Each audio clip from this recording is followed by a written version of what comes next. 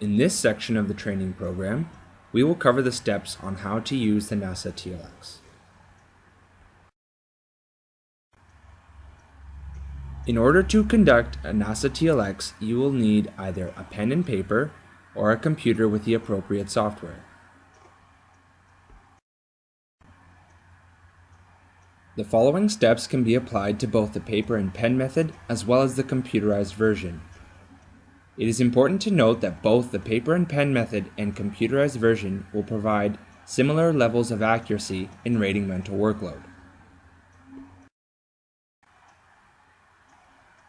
We begin the process by defining the task or tasks that are to be subjected to analysis. The type of tasks analyzed are dependent upon the focus of analysis. Analysis of a full set of tasks will often be labor-extensive and very time-consuming. Thus, when conducting this test, it is important to use all aspects of the system under analysis. The second step involves an HTA, where the task is broken down into subtasks, then into sub-subtasks, and so on. This will allow yourself, the ergonomist, to understand the task fully. Once an HTA has been established, the participants can now be selected. This step is not always necessary, and it may be sufficient to simply select participants randomly at the time of analysis. However, if workload is being compared throughout rank and experience level, then some effort may be required to select appropriate participants, for example, a CEO versus an employee.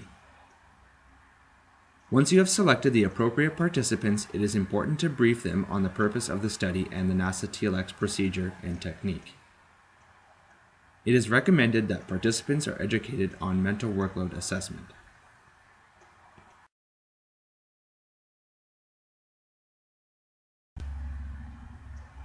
Next, the participant should begin the task or tasks under analysis.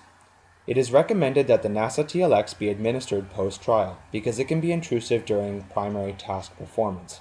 However, it is up to you, the ergonomist, whether the NASA-TLX is administered either during or post-trial. If analysis is done during the trial, it should be administered and responded to verbally. Once the task has been completed, the weighting procedure may begin. The weight scale represents a 15 pairwise comparison of the 6 subscales. You should instruct the participant to select which of the 6 subscales he or she thought was most influential to the workload of the task. Weighting is done to determine how relevant a subscale is to the task under analysis. Each subscale is then weighted by the participant from 0, meaning not relevant at all, to 5, being more important than any other factor. The next step is the NASA-TLX rating procedure. Once the participant has given a weight to each subscale, they should be asked to rate each of the 6 subscales from 1, being the lowest, to 20, the highest, in association with each of the subscale questions presented regarding the participant's task performance. The ratings provided are based solely on the subjective judgment of their participant. In the computer method, the TLX software now takes over and calculates the workload score. The software does this by multiplying each rating by the weight given to that subscale by the participant. The sum of the weighted ratings is then divided by the sum of the weights, and a workload score between 0 and 100 is derived for the analyzed task.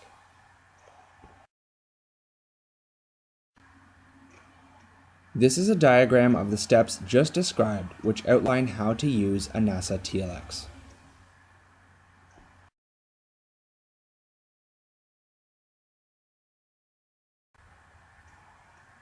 This image is an example of the subscales once they have been weighted by their participant in step 6. Notice how some scales have a higher weight rating than others as they pertain to the task more.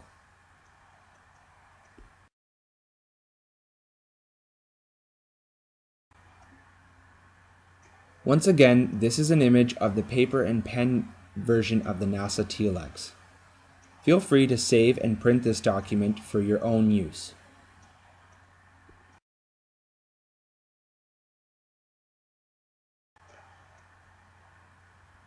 This concludes the section on how to use the NASA-TLX.